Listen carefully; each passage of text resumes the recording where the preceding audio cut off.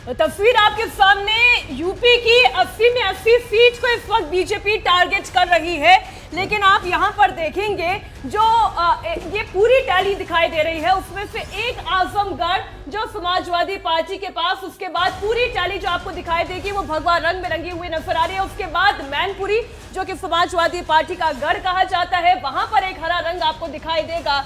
यानी कि पूरी 80 में से 78 सीटें इस वक्त बीजेपी उनके सहयोगियों के पास। जो करिश्मा सौरभ थोड़ी देर पहले आप ये कर रहे थे कि उस वक्त जितनी सीटें बीजेपी ने जीती थी वही अपने आप में आश्चर्यचकित यहाँ पर ये जिक्र कर देना जरूरी है मीनाक्षी के 51 सीटों पर भारतीय जनता पार्टी ने अपने प्रत्याशियों का ऐलान कर दिया है। जो 2 ग्रीन बत्ती आपको जलती हुई नजर आ रही है, मैनपुरी में अभी होल्ड किया हुआ है। आजमगढ़ में भारतीय जनता पार्टी ने अपने कैंडिडेट का ऐलान कर दिया है। एक बार फिर से दिनेश लाल निरहुआ पर ही अपना दांव भारतीय जनता पार्टी ने चला है। तो आजमगढ़ की सीट जो अभी तक इंडिया गठबंधन के खाते में जाती हुई नजर आ रही है, क्योंकि आजमगढ़ पर चर्चा ये है कि अखिलेश यादव भी यहां पर चुनावी मैदान में उतर सकते हैं। तो कुल 51 सीटों पर बीजेपी ने अपने उम्मीदवार घोषित किए हैं और उसी हिसाब से आप ये टैली भी देख सकते हैं। बहुत कोई चांस नहीं है किसी भी पार्टी के लिए। सिर्फ बड़ी खबर ये है कि जो 370 का आंकड़ा था, 378 इस टैली में दिखाई दे रहा है। अब एनडीए 400 प्लस होगी या नहीं वो नहीं पता, लेकिन 378 तो दिखाई दे रही है। एनडीए को 378 सीटें मिल सकती है, ये इंडिया टीवी सीएनएक्स का ओपिनियन पोल बता रहा है।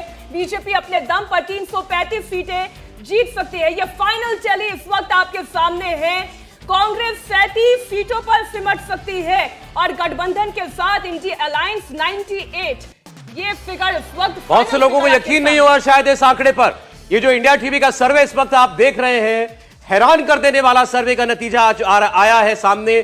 378 एनडीए को मिल सकती हैं। आज के हालात में अगर चुनाव हो तो देश में प्रचंड मोदी लहर के सबूत इस सर्वे में कम से कम दिखाई दिए।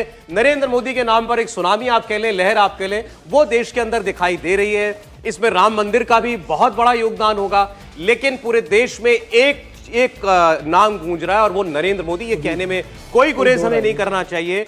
इंडिया गठबंधन केवल 98 सीटों पर सिमट सकता है और कांग्रेस पार्टी 14 और 19 के बाद उससे भी कम सीटों पर जाकर के हो सकता है इस बार ठहर जाए।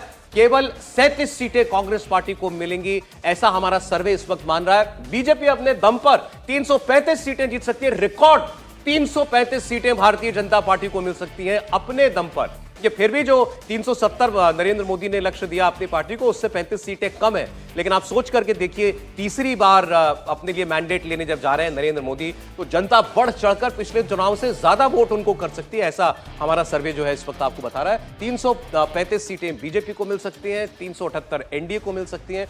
कांग्रेस पार्टी के लिए बहुत बुरी खबर लेकर के आया यह सर्वे। 37 सीटों पर केवल जाकर मात्र टैली रुक सकती है कांग्रेस पार्टी की। और उत्तर प्रदेश में उसमें खबर यह है कांग्रेस के लिए हेडलाइन कि रायबरेली की सीट भी कांग्रेस रायबरेली सीट भी आपने छोड़ दी है। एक रायबरेली सीट भी कांग्रेस को नहीं दे रहे। टोटल टैली पर एक बार नजर डालें।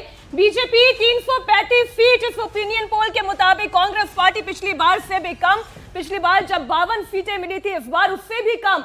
37 सीटों पर रहकर सिमट जाएगी कांग्रेस पार्टी, यानी कि 15 सीटों का सीधा 2014 से भी कम हो गया। 2014 से भी कम हो गए, जब 42 पर थी वो कम होते चले जा रहे हैं। इतिहास में सबसे कम हो गई सीटें। जी, इतिहास में सबसे कम सीटें। सही कहा आपने, कांग्रेस शायद अपने इतिहास के सबसे कम स्कोर पर रहे। आम आदमी पार्टी 6 सीटों पर जा सकती है। इसमें पंजाब से आ रही है सारी सीटें।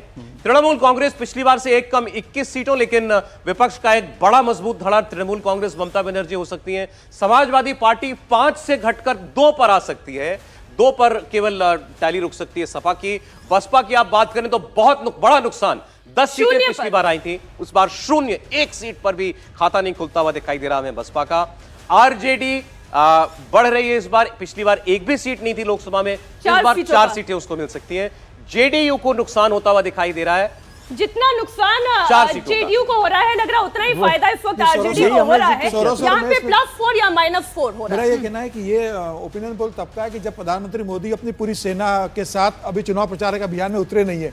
जब प्रधानमंत्री मोदी पूरा चुनाव प्रचार में उतरेंगे तो मुझे लगता है कि इसके अंदर अगर भारतीय जनता पार्टी को थोड़ा और सीट बढ़ जाती है तो विपक्षी क्या स्थिति है उससे अंदाज लगाया जा सकता है। कितनी सीटें आप बढ़ाएंगे? 378 तो अभी हम एनडीए का दिखा रहे हैं, आप कितना और प्लस कर देंगे इसमें? देखिए, मुझे लगता है कि भारतीय जनता पार्टी को आज के इसमें जो 335 सीटें मिल रही है, मुझे लग रहा है अभी भी 15 सीटों की गुंजाइश है।